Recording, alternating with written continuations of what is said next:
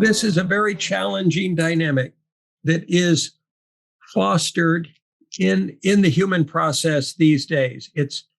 We would refer to it as either the smarter than or the better than others ego self-defense mechanism and ego process.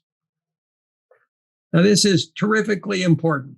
If we could say there was a compartmentalized component of the tribal process that operates within each human being to one degree or another, that for safety and control and empowerment reasons wants to either be seen or felt or believed to be smarter or better than other people, or higher on the totem pole than other people, or more wise or capable than other people, or fears being perceived to be less than other people, then this part of our ego identity is constantly accumulating information, knowledge, skills, experience that are designed to affect the goal of hierarchical statusification within the process of social dynamics. So we would suggest that this process is antithetical to conscious collaboration. I will state, if it's okay, that I'm not smart. I don't know anything any better or any more than anybody else in this world. The information I may have access to, I'm given. I simply receive it. This is important to understand. We're all equal all the time. If we can accept that fully, then this programming within our systems, this compartmentalized subunit of personality that tends to drive competition constantly of better-than-ness attainment, comparative, that's constantly comparing itself to everybody else. Am I better than them or am I less than them? Am I accepted? Am I abandoned? Am I safe? Am I unsafe? Do I know more than they do, or do they know more than I do?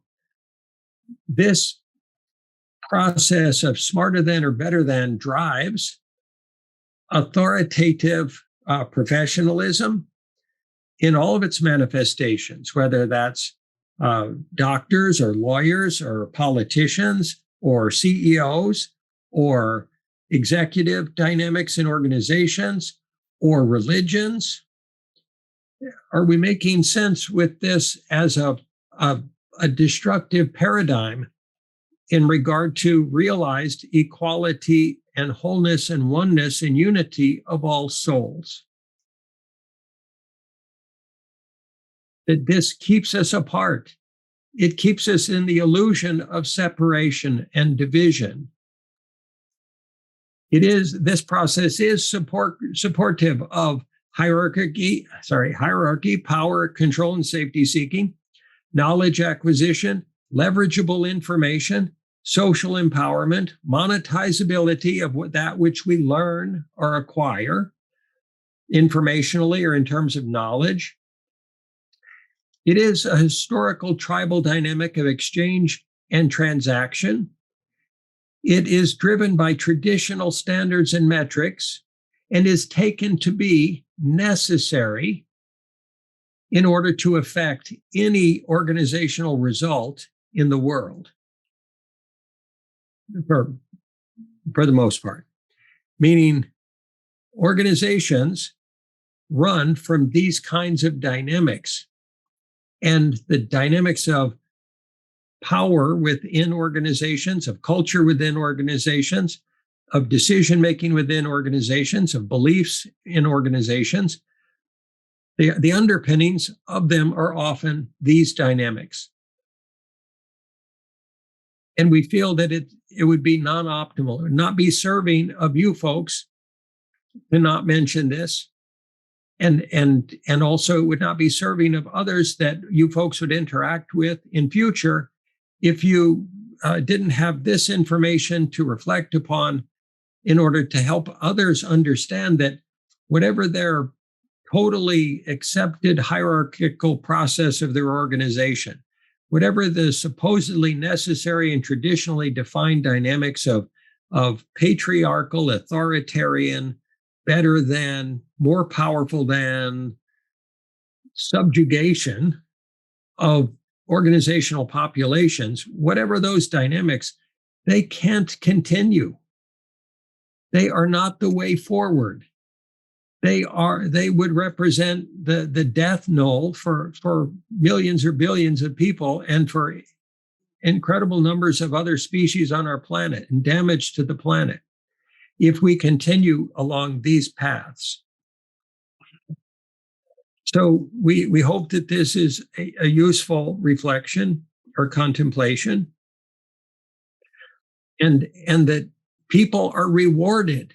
People are rewarded monetarily, socially, interpersonally for supposedly being smarter or more knowledgeable or better than other people and competing constantly. They're rewarded for that. We're conditioned to operate this way. And it can't lead to love, not directly. It can't lead to mutual conscious collaboration or peace. And it is a recipe for feeling less than other people, for feeling judged by other people, for judging other people as not being equal, for meeting some imagined projected standard or metric of acceptability.